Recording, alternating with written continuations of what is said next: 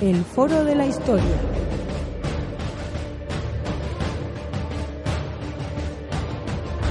El pasado tiene mucho que contar.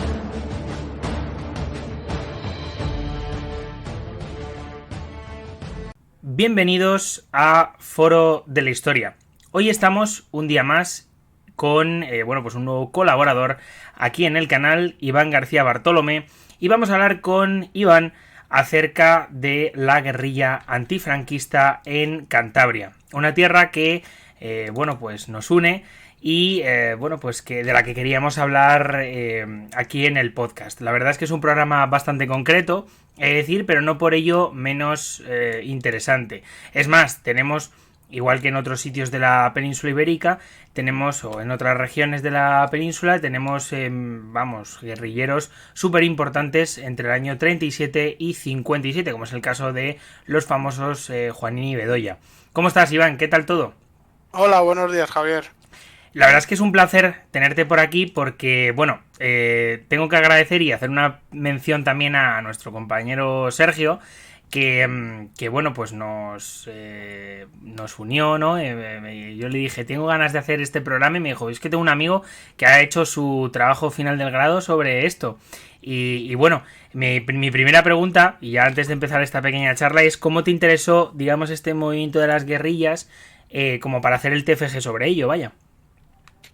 Bueno, pues yo como estudiante de historia siempre tuve una predilección por la historia contemporánea y pues al ser natural y al vivir aquí en Cantabria, el oír historias sobre Juanín, Bedoya, otros guerrilleros, algunas historias que pues han pasado como mitos de una manera legendarios positivamente y otros pues digamos que al pasar por una censura o una dictadura pues han sido personajes muy denostados y que se usan hasta hoy en día pues para con frases hechas para asustar a los niños o como hombre del saco, ¿no?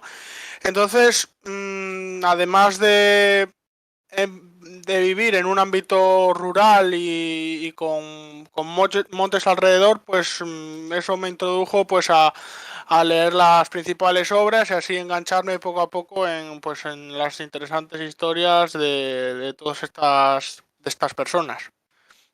No, la verdad es que es un tema bastante, como comentábamos al principio, bastante localizado. La verdad es que tampoco, o sea, hay una serie de libros interesantes que yo creo que pueden gustar a nuestros lectores. Yo voy a recomendar el de Los que se echaron al monte, de Isidro Cicero, que ha sido, es verdad, que mi primer contacto con el tema de la guerrilla, aunque tengo otro libro también sobre la que editó el gobierno de Cantabria, el gobierno, la comunidad autónoma, hace ya unos años, sobre la República, la guerra civil y la posguerra en la zona de la Cantabria occidental, que es justo esa zona donde se mueven más esos movimientos guerrilleros ligados a estos personajes legendarios, ¿no?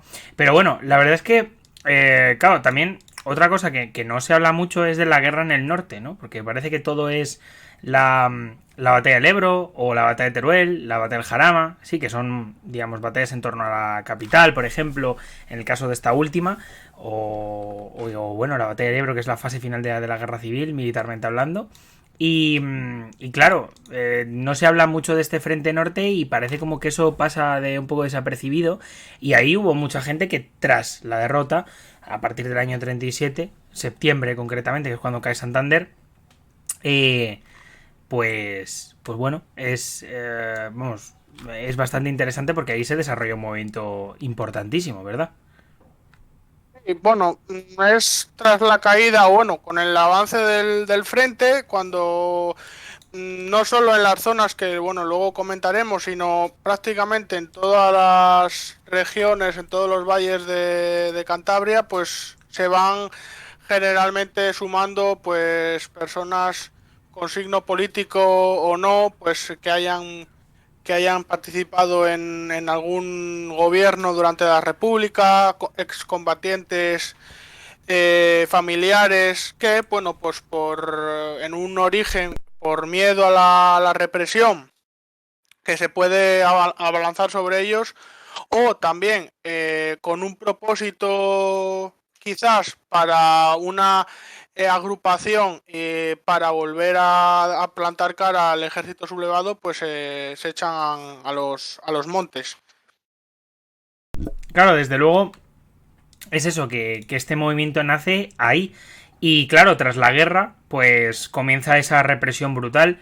Y podemos ver como una parte de estos huidos, o como se los llamaba, emboscados, que bueno, pues en algunos casos, vamos, que en muchos casos tenían esa afiliación política, pues eso, al Partido Socialista o al Partido Comunista, y a otros partidos, aunque bueno, generalmente suele ser el PCE el que domina lo que viene siendo el tema de las guerrillas, aunque bueno, con matices, como ya comentaremos, pues van a acabar en las cárceles y al final, digamos, de alguna manera, como se les va a hacer la vida imposible, como es el caso de Juanín, se van a acabar echando al monte para intentar, bueno, pues lo que viene siendo sobrevivir e intentar cambiar el mundo desde ese movimiento subversivo, ¿no? Contra el poder que se había establecido. De hecho, es más, no hay que pensar que toda la gente que se echa al monte tiene una, o sea, tienen por supuesto una ideología, tienen una, vamos, han participado en partidos y como ha comentado Iván, en gobiernos de la República, pero desde luego también está claro que son gente que lo que quizá quería era volver a su casa, trabajar y vivir dignamente, y que de alguna manera esta represión les impide hacerlo.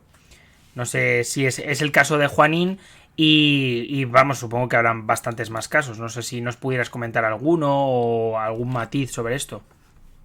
Bueno, pues hay siempre de todo, ¿no? Por ejemplo, tenemos el caso opuesto, ¿no? A Juanín, que además es no solo por, digamos, una simpatización pues con las ideas de izquierda, sino también porque sufre durante los primeros años de la posguerra pues las torturas que le hacen todos los días en el cuartel, porque se tiene que presentar día sí y día también, además de estar pues sometido al batallón de trabajadores, que está en ese momento trabajando en la reconstrucción del pueblo de Potes, que los republicanos, al salir hacia Asturias, cuando ya casi cae esta población, pues la deciden destruir. Entonces el batallón de trabajadores va a reconstruir esta ciudad, y ahí trabaja Juanín.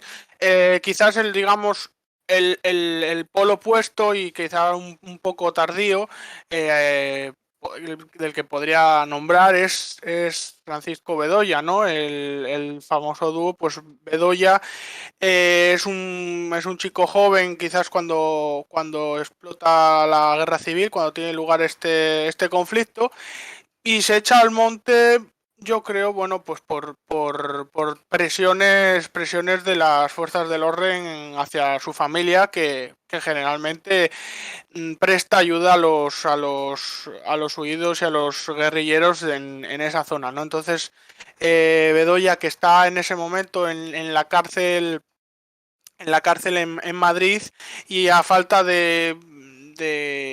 no lo puedo concretar ahora mismo, pero un mes o 2 meses para que le den la libertad, y después de que las fuerzas del orden hayan quemado el famoso caserón o caserío de propiedad de su familia, llamada de las Carrás, bueno, pues lo queman, y en vez de esperar al mes de libertad que le faltaba, que aspiraba, pues decide escaparse, y bueno, pues se inserta con Juanín y con los demás compañeros de Fatigas, pues en los montes cántabros. Claro, porque también hay que destacar que es importante el tema de la orografía, ¿no? O sea, Cantabria es una provincia, como ya hemos hablado, rural, en su mayoría, una provincia preciosa, donde tenemos, bueno, pues los picos de Europa, tenemos una orografía que, bueno, pues les permitió en este caso estar pues escondidos durante mucho tiempo. También, por supuesto, también habría que destacar que, porque se hablaba, mira, hace tiempo estaba escuchando y os recomiendo escuchar ese documental, lo tenéis también en iVoox, creo que en Spotify no, por cierto, donde os diría que nos siguierais, que estamos muy contentos con Spotify. Hay un documental de Radio Nacional, si no recuerdo mal, que hablaba sobre la guerrilla. No se centran mucho en el Valle Arán, se centran mucho en ese movimiento guerrillero muy ligado a, pues eso, a ese acontecimiento y al PCE en concreto, y hablan un poco de que no sea, vamos, que hay una tarea política, que es la de los... política, me refiero que más allá de los guerrilleros había también enlaces que participaban activamente, que guarnecían a estos guerrilleros en caso de que tuvieran algún problema y durante algunas épocas del año, y también, por supuesto, destacar el hecho de que les abastecían pues sobre todo de comida, de diferentes cosas que fueran necesitando. Y ese papel de los enlaces también es importante, y la guerrilla, desde luego, no se entiende sin ellos. Efectivamente, hay dos figuras, o yo destaco dos figuras, y muchos de los autores que trabajan en este tema destacan dos figuras en este movimiento. En primer lugar, pues los enlaces, como tú dices, también llamados pues los del llano, los guerrilleros del llano, ¿no? Que, bueno, pues tenían la mala suerte, ya los guerrilleros tenían mala suerte, pero tenían mucha más mala suerte porque estaban los propios pueblos, por lo menos, bueno, los guerrilleros estaban escondidos en los montes, ¿no?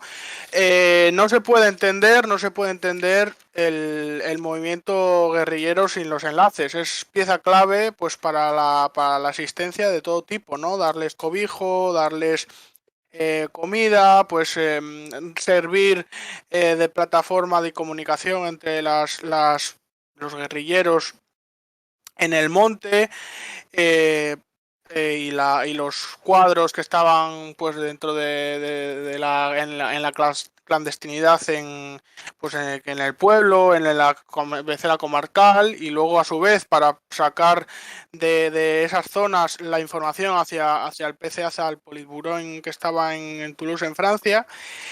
Y bueno, pues muchas más cosas. Y bueno, la segunda figura que es esencial en la guerrilla es la figura de la mujer, ¿no? La figura de la mujer, que yo la destaco porque tiene que sufrir por dos todo este fenómeno y toda la dictadura que le siguió, ¿no?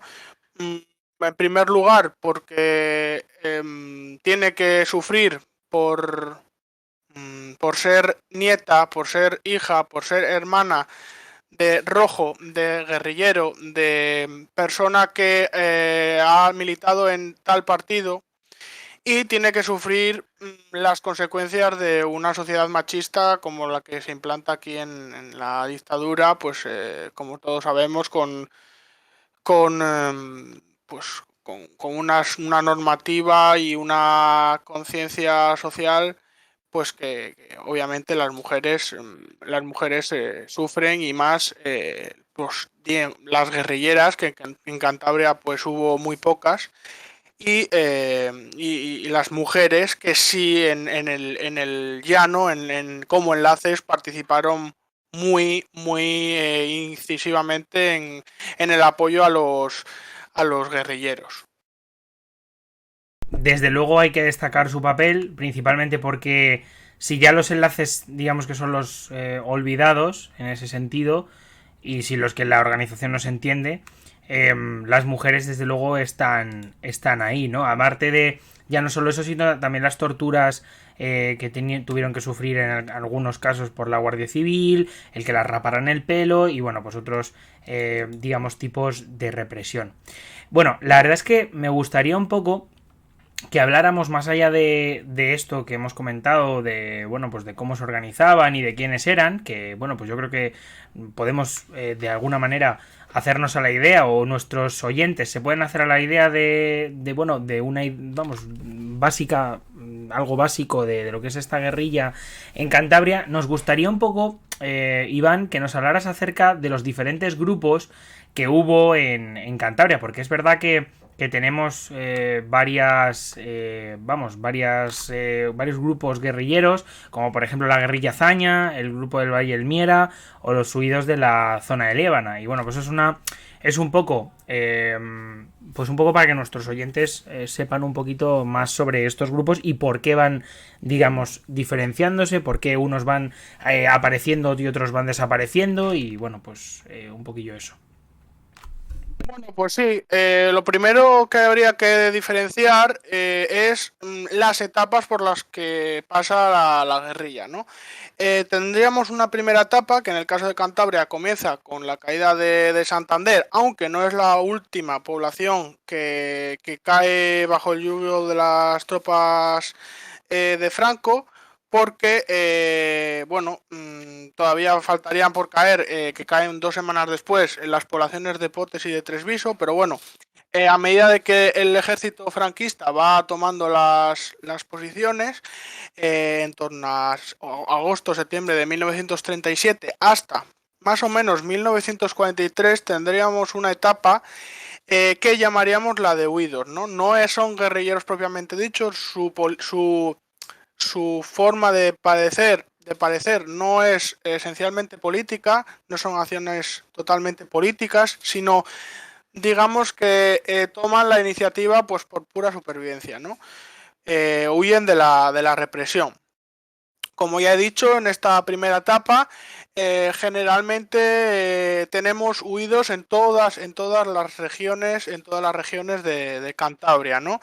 Lo que pasa que la mayoría de ellos, bueno, pues pasados unas semanas, meses, incluso algunos años, pues dura muy poco en el monte, ¿no? Ya sea porque se entregan a la Guardia Civil, porque piensan que ha pasado todo y no les va a pasar nada.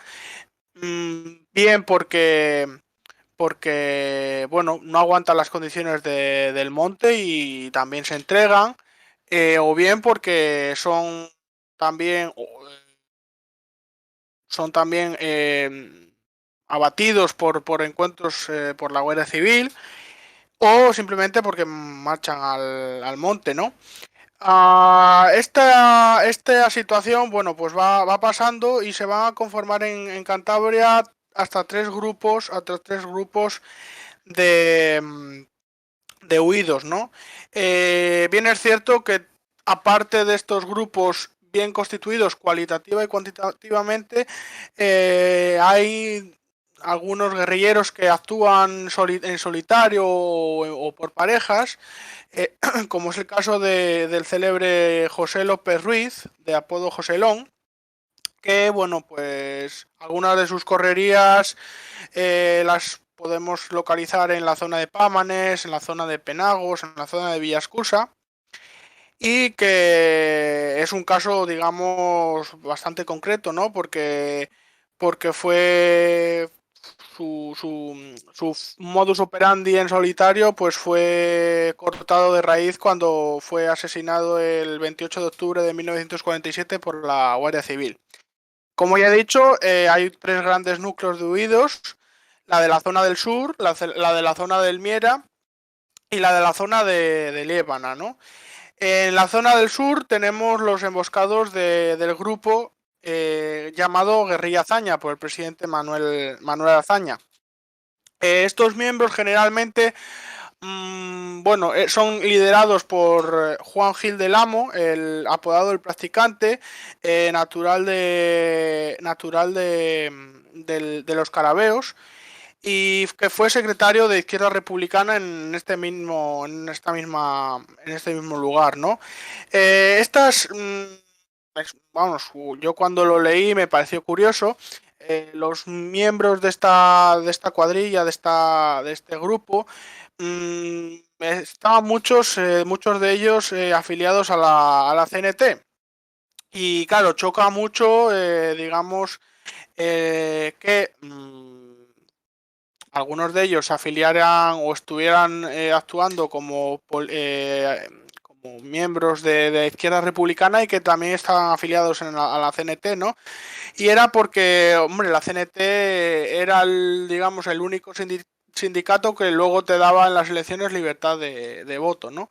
Ya que la UGT, bueno, tenías que dar tu voto al Partido Socialista y, bueno, le dabas esa libertad, ¿no?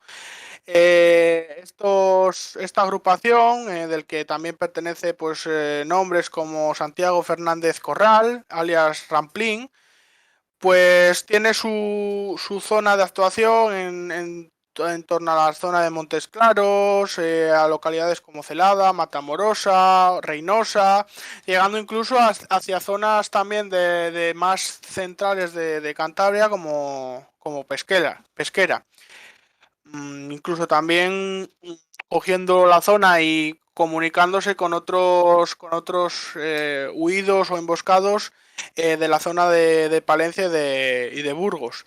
Este grupo pues va a tener su fin el 2 de junio 2 de julio de 1941, cuando van a ser sorprendidos por la Guardia Civil en Aedo de las Pueblas, donde bueno, pues van a caer 5 de los huidos, algunos de ellos pues el propio jefe de la agrupación, y además de detenciones y que serán fusilados más tarde, que como digo pues va a producir este final, pues este final de desenlace, ¿no? El segundo grupo, como ya he dicho, se localiza en la zona del Miera, ¿no? Es decir, en la zona oriental de Cantabria. En sus orígenes, pues es una cuadrilla pues que no tiene un liderazgo como lo pudo tener el primer grupo, pero bueno, destacan personalidades muy carismáticas, con mucho empuje dentro de ese grupo, ¿no?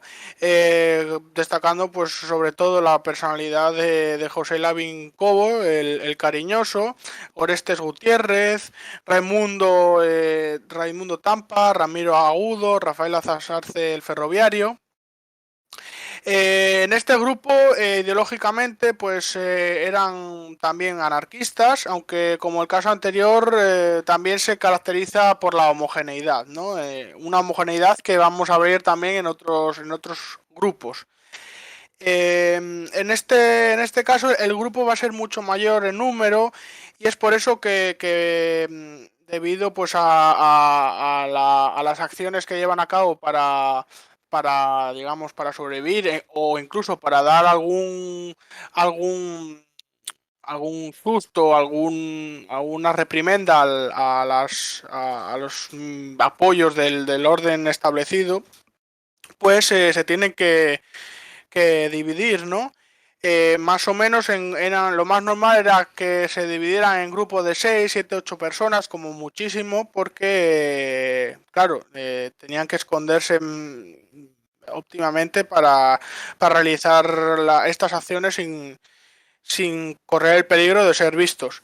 Por ejemplo, bueno, pues son zonas de las que pasan como Mirones, Solórzano o Guarnizo.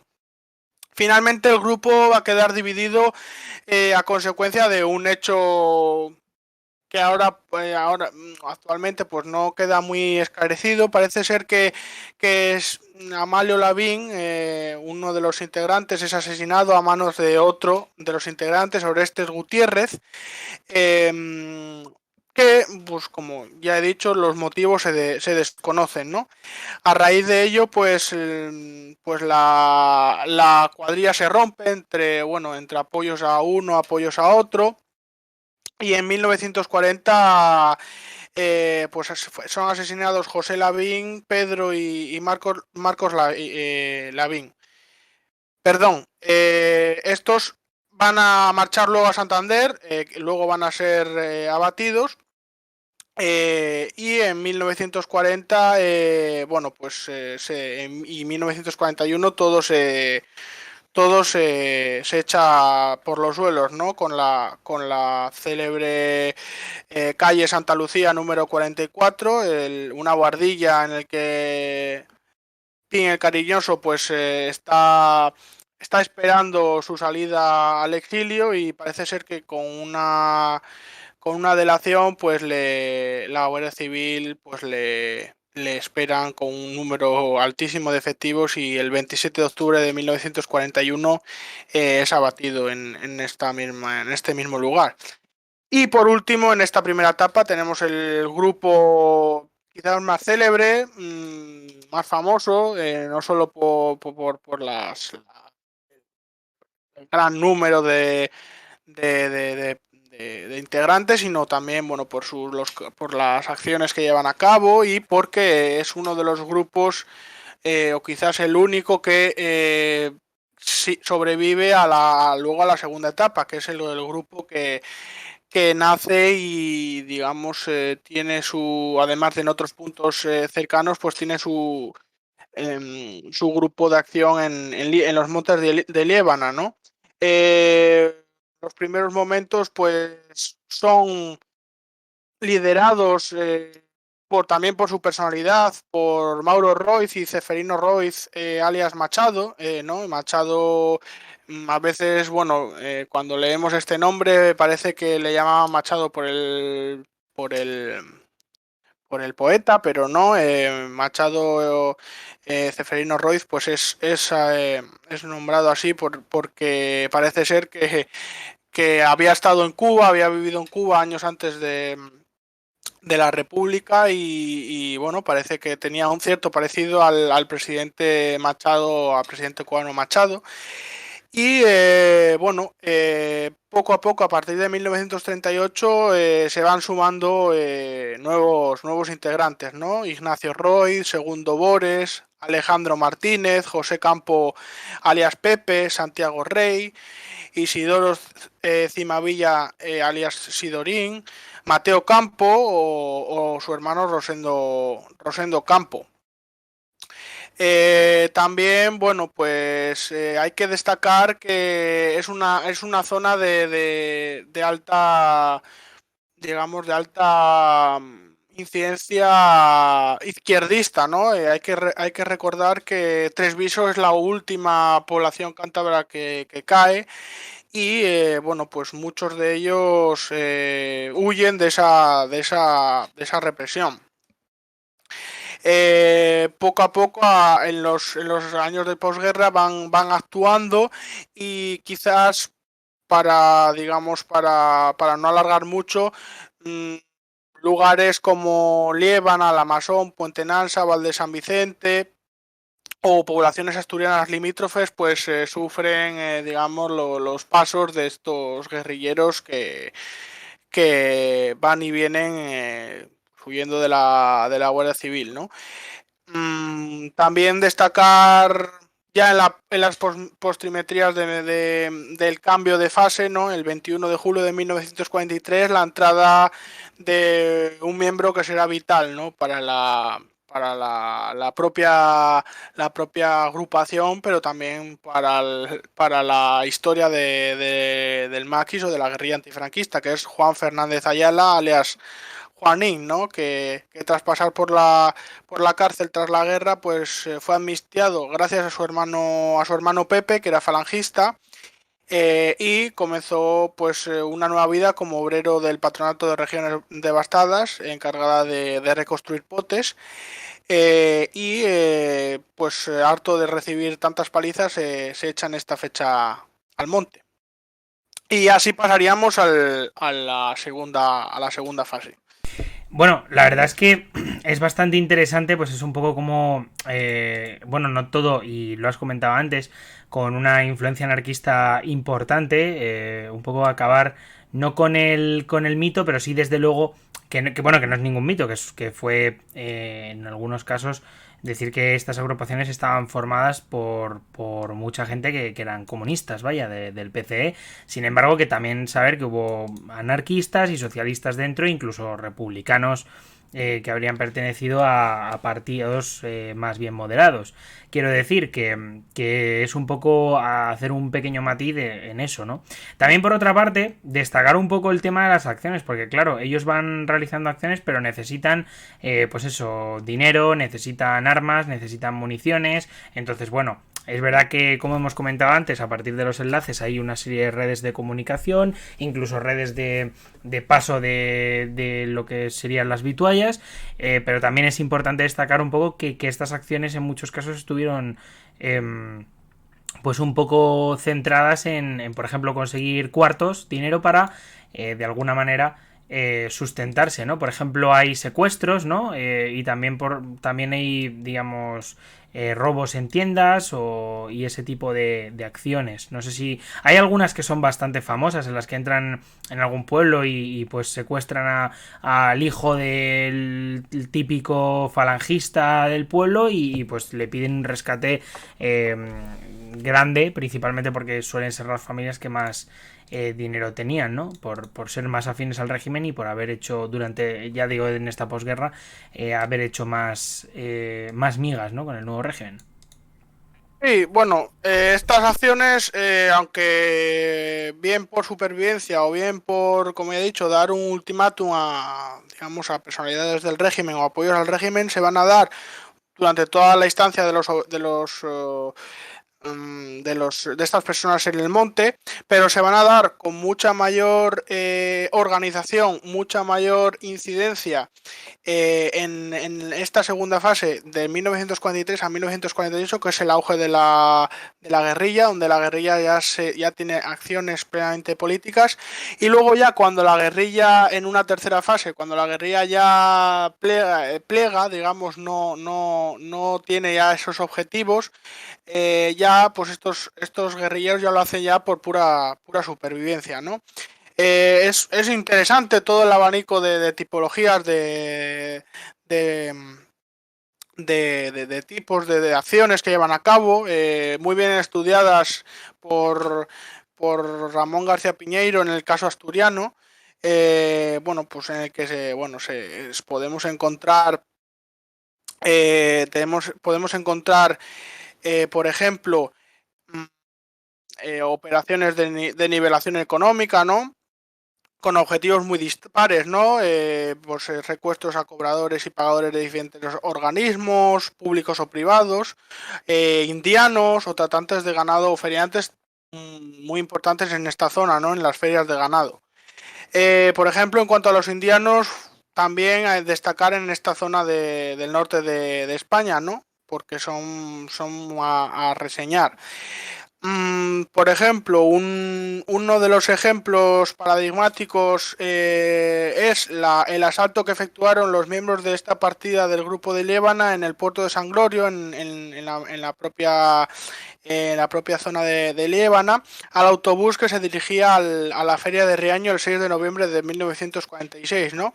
En el asalto, los guerrilleros solo robaron dinero a las personas que tenían el carnet de simpatizantes del régimen, dejando a otras personas que conocían o bien que no tenían nada, pues que no sustraerles este dinero. Los guerrilleros también focalizaron sus miradas en otros centros de actividad económica, ¿no? Dueños de establecimientos que solían ser derechistas o grandes capitalistas que regentaban pues, ultramarinos, tabernas, tiendas, negocios como molinos, sastrerías, panaderías o minas, ¿no? Cabe destacar, por ejemplo, en este caso, a algunos de los guerrilleros de la Brigada Machado en las minas de Reocín, el asalto que se produce el 6 de abril de 1945, donde robaron la paga del mes digamos, al que lo recaudaba de los trabajadores. Algunos de estos hechos terminaban violentamente, frecuentemente, bien porque el propietario se negaba a acabar las consignas de los guerrilleros o porque directamente respondían desenfundando un arma. También tenemos lo que tú has mencionado, Javier, pues rescates, ¿no? Secuestros que se dan con mucha frecuencia en Cantabria, ¿no? Las sumas de dinero en este caso pues solían ser mucho mayores que las anteriores, y muchos de ellos se hacen improvisadamente, y muchos de ellos que se hacen improvisadamente pues terminan frustrados a causa de la falta de liquidez de los propios familiares del secuestrado. Así, los guerrilleros de esta manera retenían a uno de los familiares, poniendo un plazo y una cantidad de pago para la liberación. Y en ese periodo de cautiverio, pues el rehén permanecía custodiado en un lugar del monte hasta la fecha de entrega acordada. Por otro lado, pues bueno, las operaciones de mayor calado eran las que implicaban una mayor coordinación y un plan premeditado, y que realizaban con víctimas de alto nivel de renta, siendo el secuestro en ocasiones motivado por la venganza. Por ejemplo, el 3 de diciembre de 1954, Juanín y Bedoya, bueno, pues realizan uno de los secuestros que, bueno, pues les da una suma ya muy, muy importante, en una fecha ya muy tardía en el que en el monte quedan pues menos de 10 personas. También tenemos, destacamos actos contra el régimen o actividades pro-republicanas, ¿no?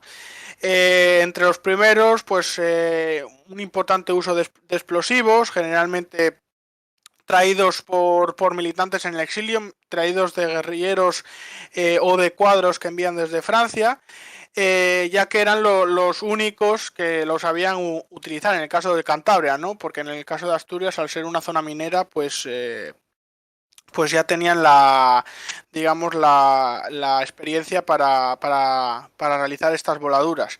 Estos métodos eran muy demandados por los cuadros del PCE, ¿no? Sobre todo entre 1943 y en 1947, ya que se usaron para realizar sabotajes que entorpecían la vida socioeconómica del régimen. Bueno, los pasos de los altos dirigentes y militares de la dictadura, o incluso las visitas de Franco, también fueron o intentaron ser boicoteados. Hay que destacar entre ellas, por ejemplo, el intento de asesinato que se realiza en Puente Viesgo de una personalidad del régimen que, pues ahora mismo creo que no recuerdo el nombre, pero creo que es el propio Queipo de Llano, si no me equivoco. Y bueno, la voladura de 3 líneas de alta tensión que realizan algunos miembros de la Brigada Machado entre Cabrojo y Bustablado el 14 de abril de 1946. Entre los actos propagandísticos, bueno, pues fueron también muy, muy comunes, ¿no? Se arriesgaban estos guerrilleros en la organización, en el abastecimiento y en la confección en la clandestinidad de materiales del lugar y de los panfletos o periódicos que editaban. Y este tipo de acciones que sustituían a los actos violentos que tanto les dignaban, pues como ya he mencionado antes, pues fueron muy importantes en esta segunda etapa, en la etapa de acción política entre 1943 y 1947. Tras los diversos golpes y redadas de las fuerzas policiales, pues estas prácticas ya a partir de 1947 fueron puestas en segundo plano.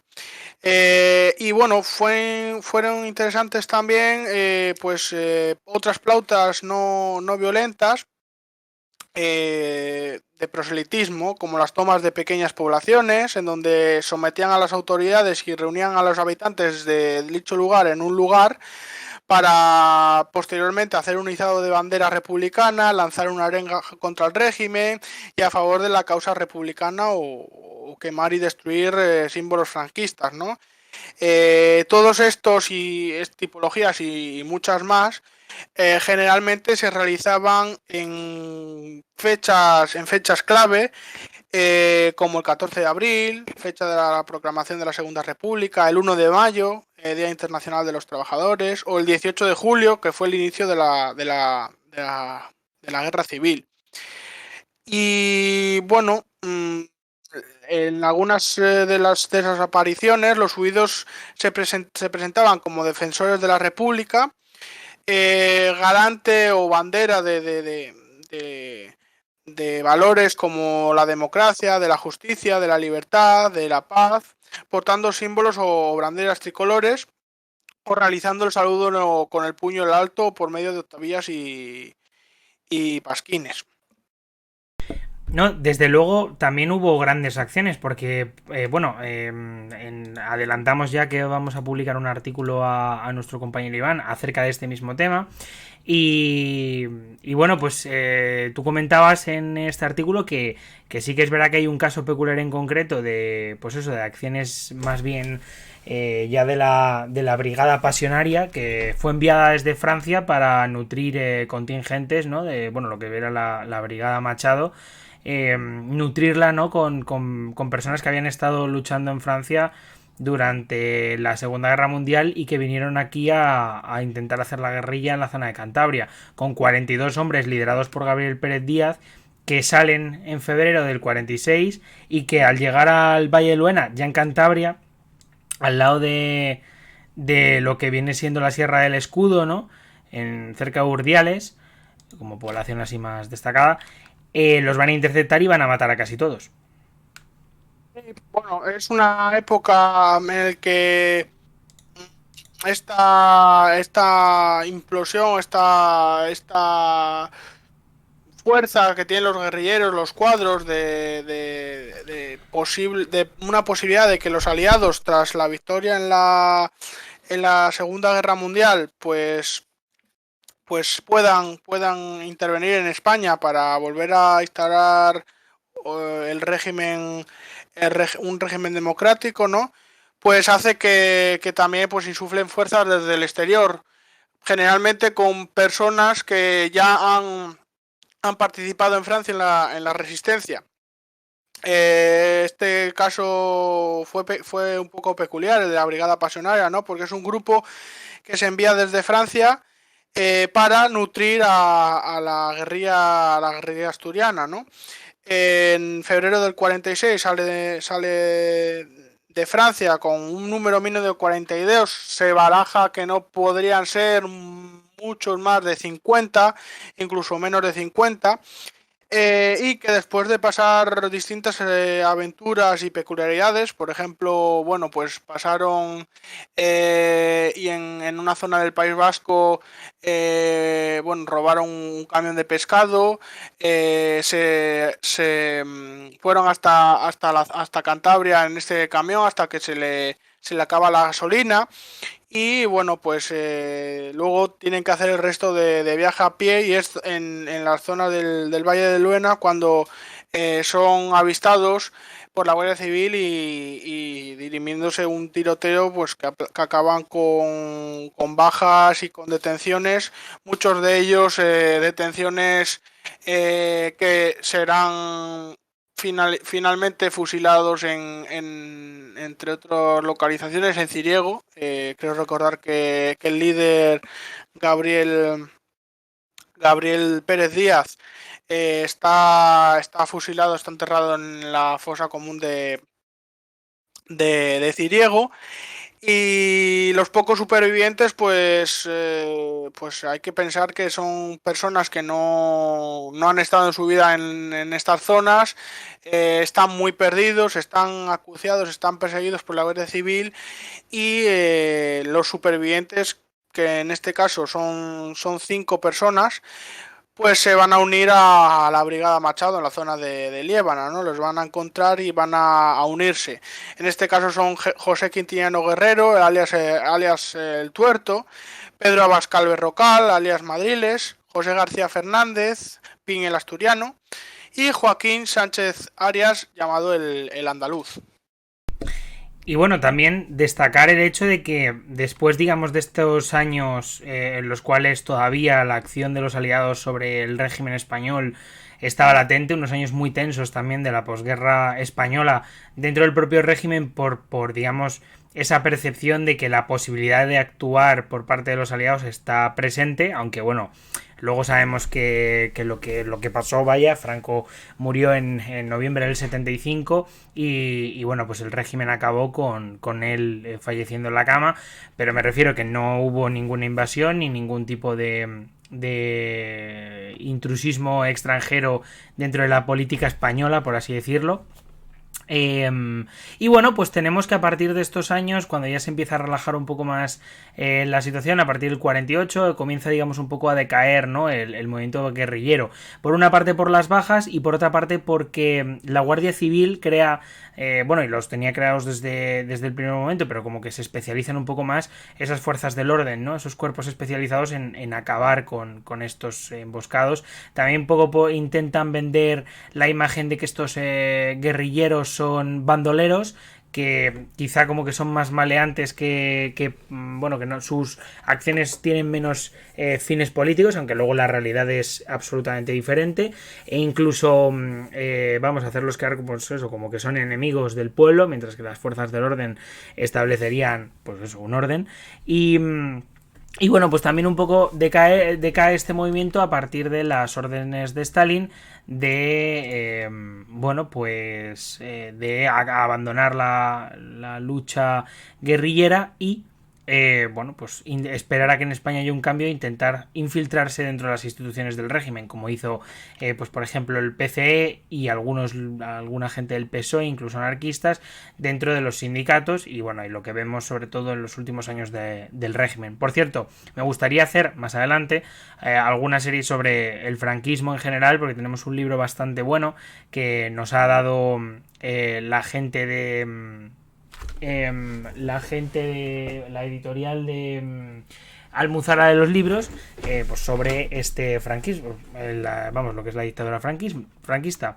Y bueno, claro, ¿cuándo es el punto, te pregunto Iván, cuál es el punto final de esta aventura guerrillera, ¿no? Bueno, pues como bien tú dices, Javier, es a partir de 1948 cuando empieza, digamos, a ser el comienzo del fin de estos guerrilleros.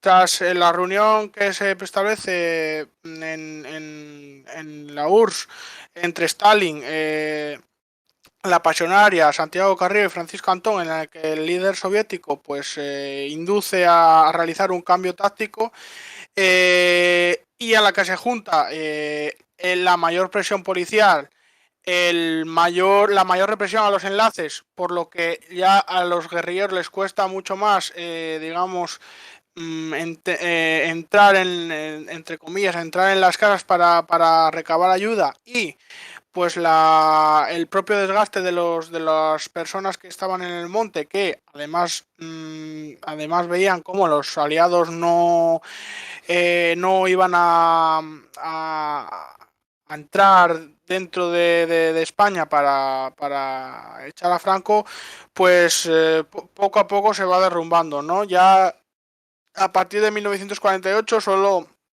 la brigada Machado es la que queda, la que sobrevive, ¿no? Y poco a poco pues van a ir cayendo todos los miembros, ¿no?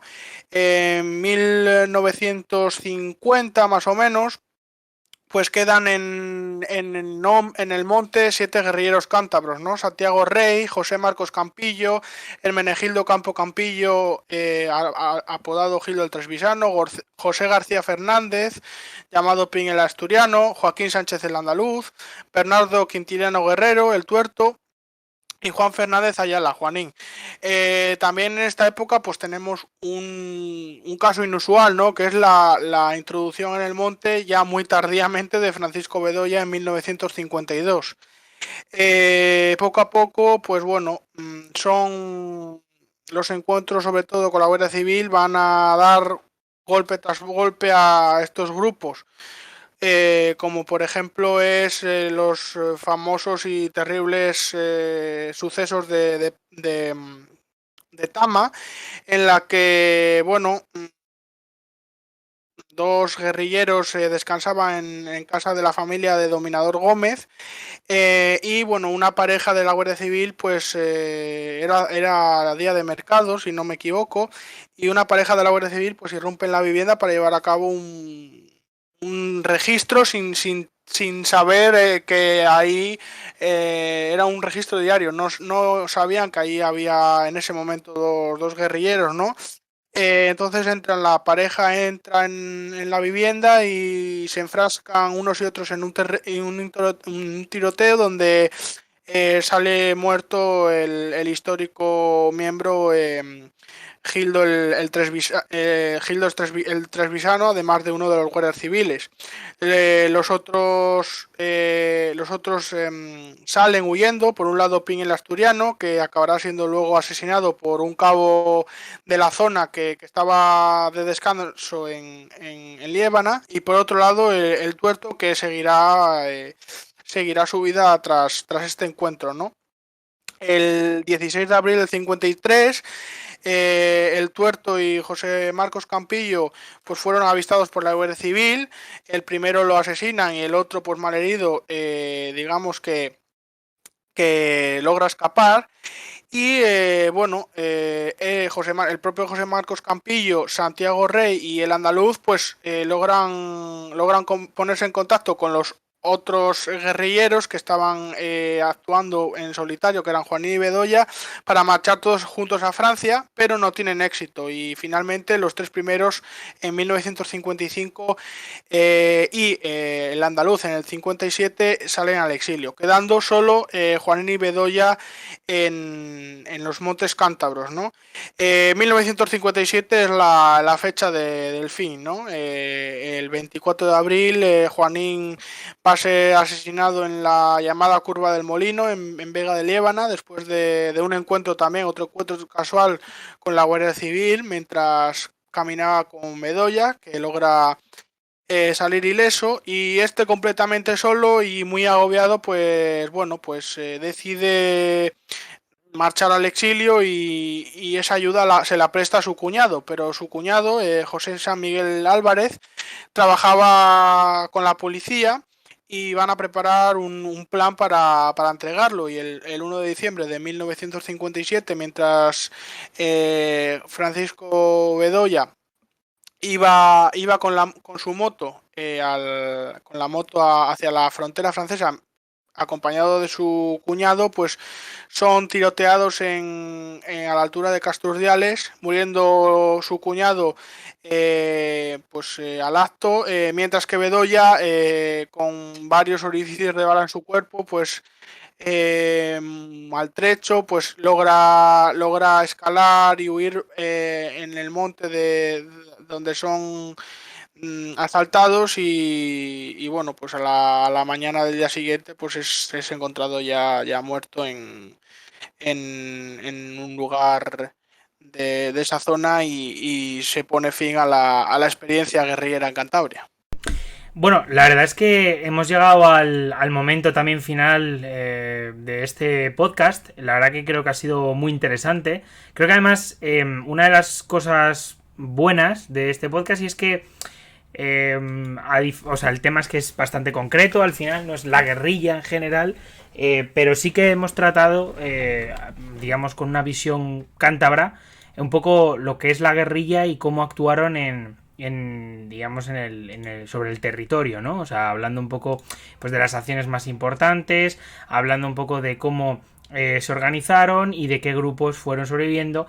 Desde luego no es igual, por ejemplo, con otros grupos como el AGLA y en la zona de Cuenca, Valencia y tal, pero bueno, yo creo que a nuestros espectadores se pueden llevar una visión genérica, ¿no? Que pese a que hemos hablado de Cantabria, también puede servir para luego, pues un poco que se queden con eso, ¿no? Con esa visión más general.